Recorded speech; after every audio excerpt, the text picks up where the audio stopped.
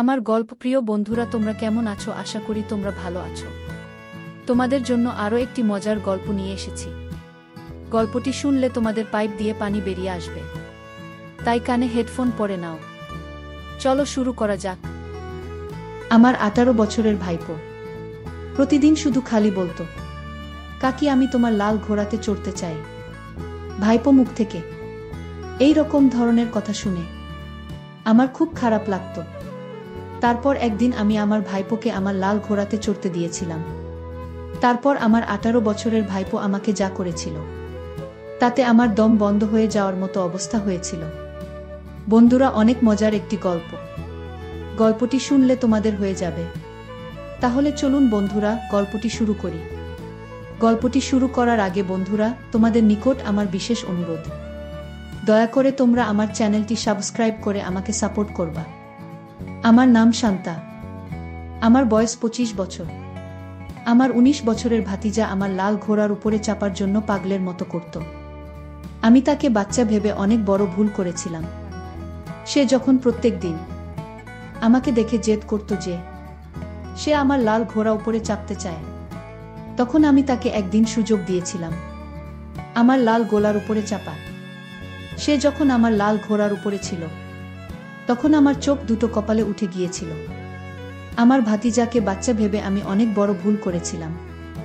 সেদিন সে লাইট বন্ধ করে আমার লাল ঘোড়ার উপরে যা করেছিল, তাতে আমার চোখ মুখ লাল হয়ে গেছিল।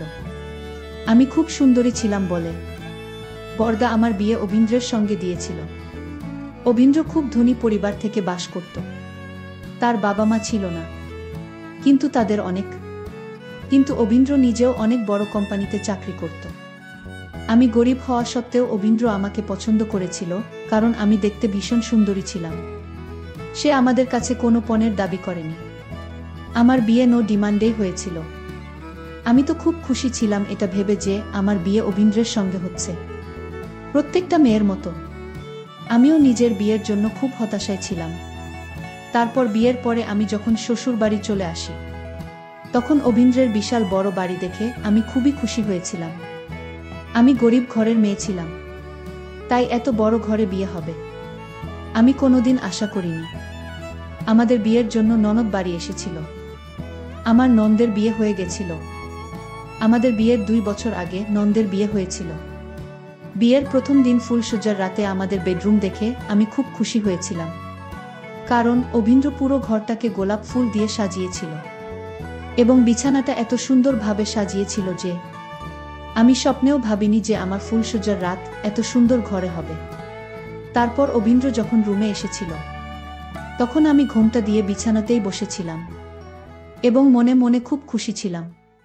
তারপর অভিন্দ্র আমার কাছে এসে আমার ধরে বলেছিল, আমি তোমাকে কথা দিচ্ছি, তোমার কোনোদিন কোনো কিছুর অসুবিধা হতে দেব না। তারপর অভিন্দ্র আমার উপরে অনেক ভালোবাসা লুটিয়েছিল। প্রথমে তো আমার একটু লজ্জা লাগছিল, কিন্তু ধীরে ধীরে অভিন্দ্র যত আমার কাছে এসেছিল, ততই আমার লজ্জা কেটে গেছিল। সারা রাত আমরা একে অপরকে অনেক ভালোবাসা দিয়েছিলাম। তারপর সকাল হতেই অভিন্দ্র বলেছিল সে নাকি সেই দিনই বিদেশে চলে যাবে, তার নাকি জরুরি কাজ আছে। অভিন্দ্র বিদেশে চলে যাবে সেটা শুনে তো আমি খুবই আশ্চর্য হয়েছিলাম, কারণ সে এই কথাটা বিয়ের আগে বলেনি যে বিয়ের পরের দিনই সে বিদেশে চলে যাবে। অভিন্দ্র বিদেশ চলে যাবে এই কথা শুনে আমি তাকে ধরে কাঁদতে শুরু করেছিলাম। সে তখন আমাকে অনেক বুঝিয়েছিল যে সে কিছুদিনের মধ্যেই বাড়ি ফিরে আসবে এবং তার জন্য নাকি এই মিটিংটা খুবই জরুরি। বিয়ের পরে যখন কোনো স্বামী তার স্ত্রীকে রেখে বাইরে চলে যায়, সেটার কষ্টটা আমি খুব ভালোভাবেই জানতাম। বিদেশে না যায়, কিন্তু সে আমার কোনো কথা শোনেনি। উল্টে সে আমাকে বুঝিয়েছিল যে তাকে বিদেশে যেতেই হবে। তারপর সেদিন সারা রাত আমি অভিন্দ্রের সঙ্গে কথাবার্তা বলতে বলতে সকাল হয়ে যায়। তারপর অভিন্দ্র তাড়াতাড়ি বিছানা থেকে উঠে বিদেশে যাওয়ার জন্য তৈরি হয়।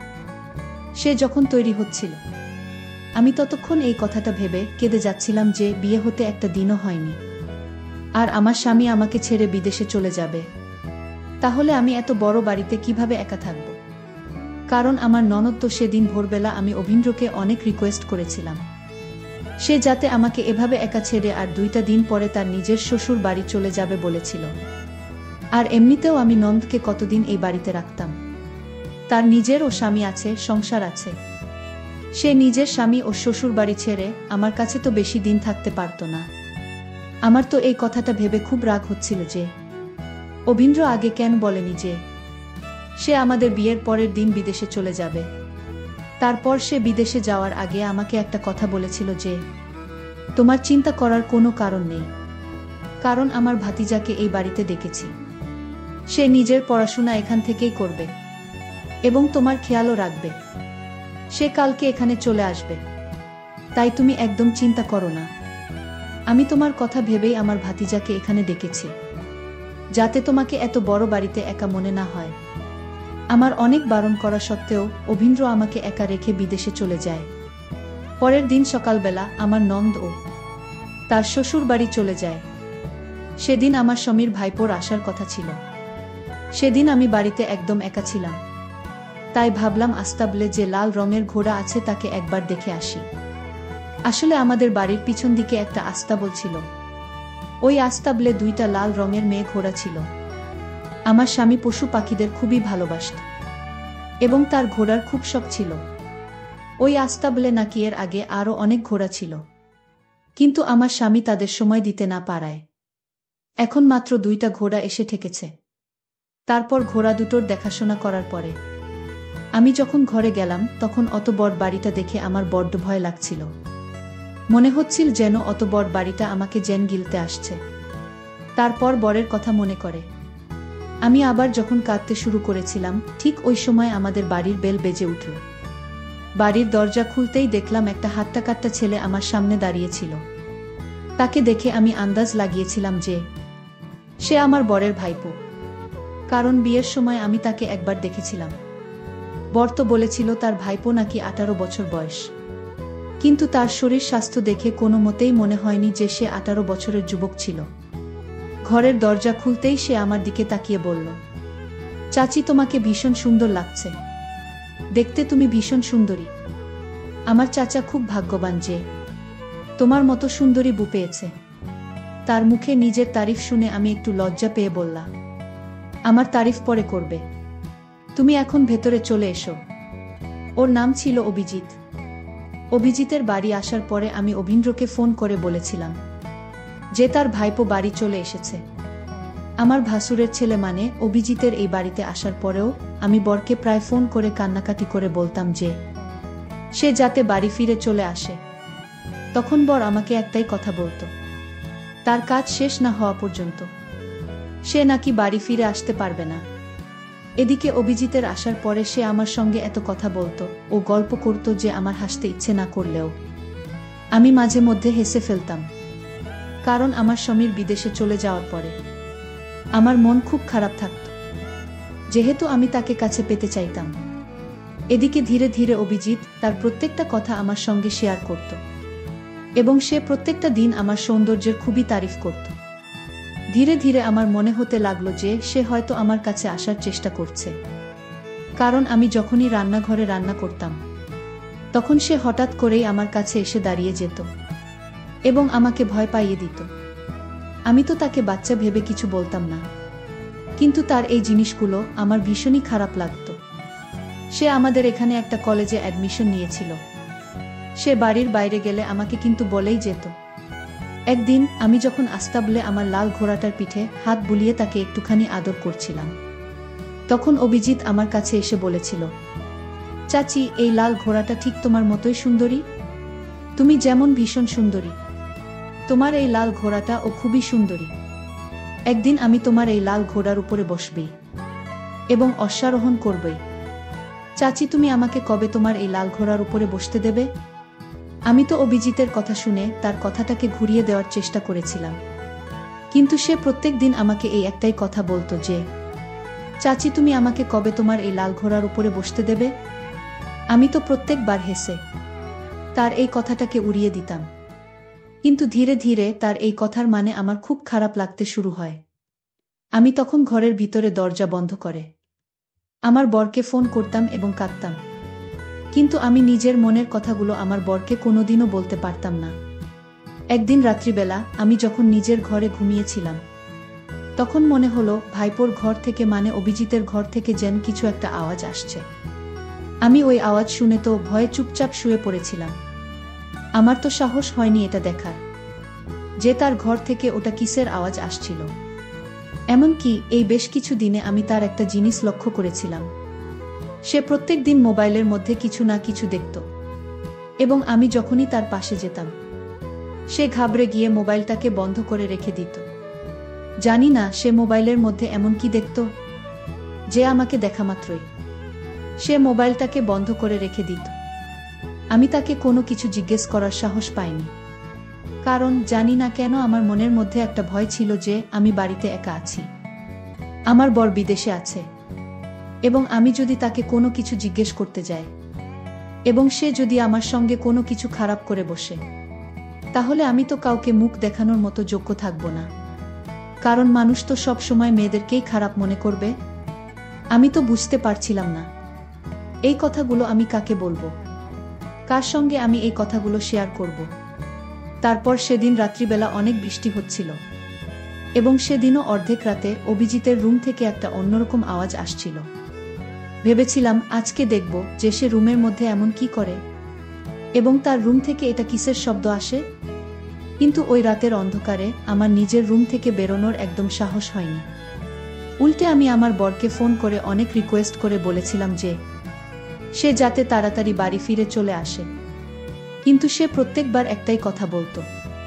পরের দিন সকালবেলা আমি যখন রান্নাঘরে জল খাবারের আয়োজন করেছিলাম, তখন অভিজিৎ রান্নাঘরে এসে আমার পাশে দাঁড়িয়ে বলল, চাচি, তুমি কবে তোমার লাল ঘোড়াটার উপরে চাপতে দেবে?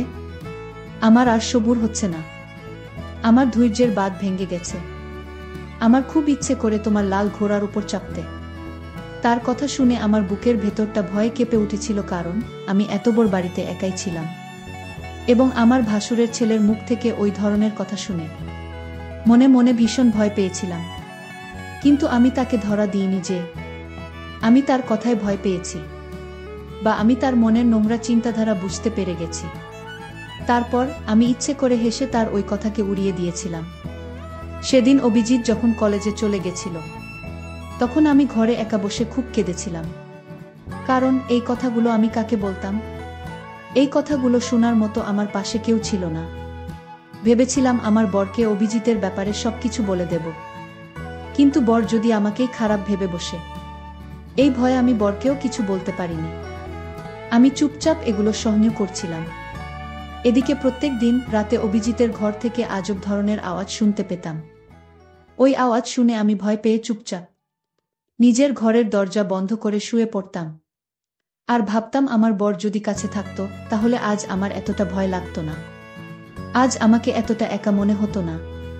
এভাবে বেশ কিছু দিন চলার পরে সেদিন রাত্রিবেলাতেও যখন অভিজিতের ঘর থেকে একটা অন্যরকম আওয়াজ আসছিল, তখন আমি ভয় না পেয়ে নিজের মনটাকে শক্ত করে ভেবে নিয়েছিলাম, আর যাই হোক না কেন, আজ আমি দেখবই যে আমার ভাইপোর ঘর থেকে এটা কিসের শব্দ আসে, এবং সে রাতের বেলা তার ঘরের মধ্যে কি করে। আমি মনে মনে তার ব্যাপারে যেটা ভেবেছিলাম, সেটা কি একদম সঠিক ছিল? না, আমি অভিজিৎকে ভুল ভেবেছিলাম। এটা যাচাই করার জন্যই আমি সেদিন তার সত্যিটা নিজের চোখেই দেখতে চেয়েছিলাম। তারপর নিজের রুম থেকে বেরিয়ে আমি যখন আস্তে করে তার রুমের দিকে গেলাম, তখন দেখলাম ভিতর থেকে তার রুমের দরজাটা লক করা ছিল। ঘরের জানালার দিকে যেতে দেখলাম জানালাটাও ভেতর থেকে বন্ধ করা ছিল, কিন্তু জানালার মধ্যে যে একটা ছোট্ট ফুটো ছিল, সেই ফুটোর মধ্যে চোখ রেখে ভেতরের দৃশ্যটা দেখতেই আমার ভেতরটা কেঁপে উঠেছিল, কারণ জানি না কি আছে তার মোবাইলের মধ্যে। এমনকি ভিডিও দেখছিল, এবং মোবাইলের মধ্যে ওই ভিডিওগুলো দেখার পরে সে উদ্ভট কাণ্ড করছিল, এবং মুখ থেকে আজব ধরনের শব্দ বের করেছিল। তাকে ওই অবস্থায় দেখে আমার পুরো শরীর থরথর করে কাঁপছিল। আমি তখন ভয় পেয়ে তাড়াতাড়ি করে নিজের ঘরে এসে রুমের দরজা বন্ধ করে ওই দরজার পাশে বসে নিজের মুখটাকে ধরে কাঁদতে শুরু করেছিলাম, কারণ আমি বুঝে গিয়েছিলাম অভিজিৎকে বাচ্চা ছেলে মনে করে। আমি অনেক বড় ভুল করেছিলাম, কারণ সে যখন ইচ্ছে তখন আমার ঘরের ভিতরে চলে আসতো এবং সারা দিন আমার সঙ্গে গল্প করত। আমি কিন্তু এই জিনিসগুলোকে এত গুরুত্ব দিতাম না। সেদিন রাত্রিবেলা তার ওইসব কাণ্ড কারখানা দেখার পরে আমি ভেবে নিয়েছিলাম সকালবেলা তাকে অবশ্যই জিজ্ঞেস করব যে সে রাত্রেবেলা মোবাইলে কি দেখছিল এবং সে মুখের মধ্যে কেন এইসব উদ্ভট আওয়াজ করছিল। সেদিন সারারাত ভয় আমার ঘুম হয়নি, কারণ আমার অভিজিতের প্রতি মনের মধ্যে একটা ভয় বসেছিল। সকালবেলা আমি যখন আমার ঘোড়া দুটোকে দেখতে গিয়েছিলাম, তখন তাদের একটু সেবা যত্ন করার পরে ঘরে ফিরে আসতেই দেখি অভিজিৎ দরজার সামনে দাঁড়িয়েছিল। সে আমাকে সকালবেলা দেখে চমকে গিয়ে বলল, চাচি কি ব্যাপার, তুমি এত সকালে উঠে পড়েছ? তুমি তো এত সকালে উঠো না। আমি তখন অভিজিৎকে বললাম, তুমি এত সকালে উঠে কি করছো? তোমার এত সকালে ওঠার কি দরকার পড়েছে? অভিজিৎ তখন আমাকে বলল, আমি তো প্রত্যেক দিন সকালেই উঠি, এবং বলল, আমার সুন্দরী চাচি, আমি তো তোমার লাল ঘোড়ার উপরে অশ্বারোহণ করতে চাই। সকাল সকাল তোমার লাল ঘোড়ার উপরে চাপতে দারুণ লাগবে। অভিজিতের মুখ থেকে এই সব কথা শোনার পরে আমি নিজের রাগ আর সামলাতে না পেরে বললাম, তোমার খুব ইচ্ছে না আমার লাল ঘোড়ার উপরে চাপার? আর আমি আজ দেখতে চাই তুমি কিভাবে আমার লাল ঘোড়া উপরে চাপো। চলো আমাকেও দেখাও। আমার কথা শোনার পরে অভিজিৎ বলল, চাচি তুমি কি সত্যিই দেখতে চাও, নাকি তুমি আমার সঙ্গে ইয়ার্কি করছো? আমি তখন অনেক বেশি রেগে গিয়ে অভিজিৎকে বললাম, আমি কোনো কিছু ইয়ার্কি করছি না। আমি সত্যিই দেখতে চাই যে তুমি কিভাবে লাল ঘোড়ার উপরে চাপবে, কারণ তুমি যখন থেকে এসেছো তোমার মুখে একটাই কথা শুনে আমি এই কথাটাকে হেসে উড়িয়ে দিচ্ছি। আমার সব কথা শোনার পরে অভিজিৎ আমার হাত ধরে বাইরে নিয়ে গিয়ে যা করেছিল, আমি সেটা দেখেই তো অনেক বেশি আশ্চর্য হয়েছিলাম। সে আমাকে বাইরে নিয়ে গিয়ে আমার লাল ঘোড়ার উপরে বসে অশ্বারোহণ করেছিল, এবং সে ওই ঘোড়ার পিঠে এত সুন্দরভাবে অশ্বারোহণ করেছিল যে আমি তো হা হয়েই তার দিকেই তাকিয়ে থেকে গিয়েছিলাম। কিছুক্ষণ অশ্বারোহণ করার পরে সে যখন ঘোড়ার পিঠ থেকে নেমে আমার সামনে এসে দাঁড়ালো, তখন আমি তাকে বললাম, তুমি এই লাল ঘোড়ার পিঠে চাপার কথা বলেছিলে, আর তুমি কিভাবে ঘোড়ার পিঠে অশ্বারোহণ করতে পারলে? কারণ তোমাদের বাড়িতে তো কোনো ঘোড়া নেই। অভিজিৎ তখন বলল, আমি যখন থেকে এখানে এসেছি তোমার ওই লাল ঘোড়া দুটো দেখে পাগল হয়ে গেছি, কারণ আমিও ঘোড়া খুব ভালোবাসি। শুধু ঘোড়া কেন, যে কোনো পশু পাখি ও প্রাণী আমার খুবই ভালো লাগে। আমার কাকু যেমন ঘোড়া ও পশু পাখিদের খুব ভালোবাসে, ঠিক আমারও খুব ভালো লাগে। আমি যখন ছোটবেলায় দিদার বাড়ি যেতাম, তখন আমার দাদুর ও একটা লাল রঙের ঘোড়া ছিল, এবং দাদু আমাকে ওই ঘোড়ার পিঠে চাপিয়ে অশ্বারোহণ করাতো, এবং ছোটবেলা থেকেই আমার অশ্বারোহণ করতে খুব ভালো লাগতো। কারণ আমি যখন দাদুর কাছে কয়েক বছর ছিলাম, তখন সেখানে দাদুর সঙ্গে ঘোড়ার পিঠে অশ্বারোহণ করা শিখেছিলাম। কিন্তু জানি না কি কারণে দাদুর ওই লাল রঙের ঘোড়াটা একদিন হঠাৎ করেই মারা যায়। আমি যখন দাদুকে জিজ্ঞেস করেছিলাম যে ঘোড়াটা কি কারণে মারা গিয়েছিল, তখন দাদু বলেছিল ঘোড়াটা নাকি অসুস্থ ছিল, এবং একদিন হঠাৎ করে আস্তাবলে গিয়ে দেখি যে সেই ঘোড়াটা মৃত অবস্থায় পড়ে রয়েছে। সেদিন ঘোড়াটার মৃতদেহ দেখে আমার দাদু ও আমি অনেক কেঁদেছিলাম। দাদুর কষ্ট দেখে আমারও ভীষণ কষ্ট হয়েছিল। আমি যখন দাদুর মতোই ঘোড়ার পিঠে অশ্বারোহণ করা শিখেছিলাম, তারপরে আমার সঙ্গে একটা দুর্ঘটনা ঘটেছিল। আমি যখন দাদুর মতোই ঘোড়ার পিঠে অশ্বারোহণ করতাম, তখন ঘোড়ার পিঠে চাপতে গিয়ে আমি খুব বাজেভাবে ঘোড়ার উপর থেকে মাটিতে পড়ে গেছিলাম, এবং আমার পায়ে খুব বাজেভাবে আঘাত লেগেছিল, যার ফলে আমাকে 3 মাস রেস্টে থাকতে হয়েছিল, এবং বাড়ির সবাই আমাকে ঘোড়া থেকে দূর করে দিয়েছিল। আসলে ওই ঘোড়া থেকে পড়ে গিয়ে আমার পায়ের হাড় ক্র্যাক হয়ে গিয়েছিল। কিন্তু তোমার এখানে আসার পরে, ওই লাল ঘোড়াটাকে দেখার পরে আমার আবার আগের কথাগুলোই মনে পড়ে যায়। তোমার এখানে আসার পরে ওই ঘোড়া দুটোকে দেখে আমি মোবাইলের মধ্যে দেখতাম যে কিভাবে একটা আলগা ঘোড়াকে ট্যাকল করতে হয়, এবং আমি রাতের বেলা ঘোড়ার ভিডিওগুলো দেখে মুখ থেকে সে আওয়াজগুলো বের করতাম, কারণ তাদেরকে পোষ মানানোর জন্য তাদের মতো করে হ্যান্ডেল করতে হয়। আসলে প্রত্যেকটা পশুকে পোষ মানানোর জন্য একটা করে নির্দিষ্ট শব্দ থাকে, এবং আমরা যখন সেই শব্দটা মুখ দিয়ে বের করি, তখন ওই শব্দের মাধ্যমেই তারা বুঝতে পারে যে আমরা তার প্রভু। তোমার এখানে আসার পরে প্রথম দিন থেকেই আমি প্রত্যেক দিন ভোরবেলাতে তোমার ঘুম থেকে ওঠার আগেই ওই আস্তাবলে গিয়ে ঘোড়া দুটোকে পোষ মানানোর চেষ্টা করতাম, এবং আজকে তারা দুজনেই খুব ভালোভাবে আমাকে চিনে গেছে। আসলে আমার কিছু জিজ্ঞেস করার আগেই অভিজিৎ আমাকে সবকিছু সত্যি কথা বলে দিয়েছিল, কারণ অভিজিৎ আমার কথা বলার ধরন দেখে বুঝে গেছিল যে আমি কেন আজ সকালবেলা তার সঙ্গে রেগে গিয়ে এই রকম ভাবে কথাবার্তা বলেছিলাম। সে আমার ইশারা বুঝতে পেরেছিল। অভিজিতের কথা শোনার পরে আমার তো পায়ের তলা থেকে যেন মাটি সরে গেছিল, কারণ আমি তাকে অনেক ভুল ভেবেছিলাম, এবং তার সঙ্গে এই ব্যাপারে কথা বলার পরে আমার নিজেকে খুবই লজ্জা লাগছিল, কারণ আমি তাকে খুব খারাপ ভেবেছিলাম। আমার মনে তার প্রতি যা ঘৃণা ছিল সেটা আমি নিজের মন থেকে বের করে ফেলেছিলাম। তারপর সেদিন রাত্রিবেলা যখন আমি অভিজিতের সঙ্গে বসে একসঙ্গে খাবার খেয়েছিলাম, এবং সে যখন খাবার খেয়ে নিজের রুমে গিয়ে শুয়ে পড়েছিল, তার কিছুক্ষণ পরেই আমাদের বাড়ির বেল বেজে উঠেছিল। তখন রাত্রি 11টা বাজছিল। বাড়ির দরজা খোলার আগে আমি এটা ভাবছিলাম যে এত রাত্রে বেলা আমাদের বাড়িতে কে এসেছেন। দরজাটা খোলার আগেই আমি জিজ্ঞেস করেছিলাম বাইরে থেকে, তখন আমার বরের গলার আওয়াজ শুনতে পেয়ে আমি তাড়াতাড়ি দরজা খুলতেই আমার খুশির ঠিকানা ছিল না, কারণ আমার বর আমার সামনে দাঁড়িয়েছিল। তারপর বর বলেছিল সে নাকি আমাকে সারপ্রাইজ দেবে বলে। আমাকে আগে থেকে কিছুই জানায়নি যে সে আজকে রাতে বাড়ি ফিরবে। তাকে দেখা মাত্রই আমি তাকে ধরেছিলাম এবং তাকে অনেক আদর দিয়েছিলাম। বর বলেছিল সে আর বিদেশে যাবে না, তার যা কাজ ছিল সেসব কাজ ছেড়ে এসেছে।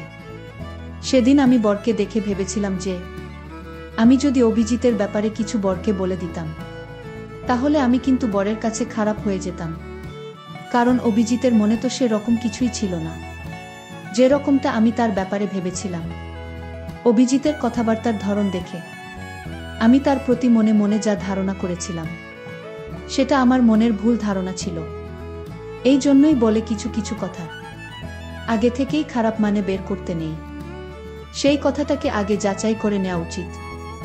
যেমনটা আমি ভেবেছিলাম অভিজিতের ব্যাপারে, আমি অভিজিতের কথার খুব খারাপ মানে ভেবে নিয়েছিলাম, যেটা ও কখনোই বলতে চায়নি। সেদিনের পর থেকে আমার বর আর কোনো দিন আমাকে ছেড়ে বিদেশে যায়নি, এবং অভিজিৎ ও আমার ছেলের মতোই আমাদের খুব খেয়াল রাখত এবং আমার সঙ্গে খুব কথা বলতো। এমনকি আমার বর যখন অফিসে ব্যস্ত থাকত তখন অভিজিৎ বাড়ির সমস্ত বাজারঘাট করে দিত।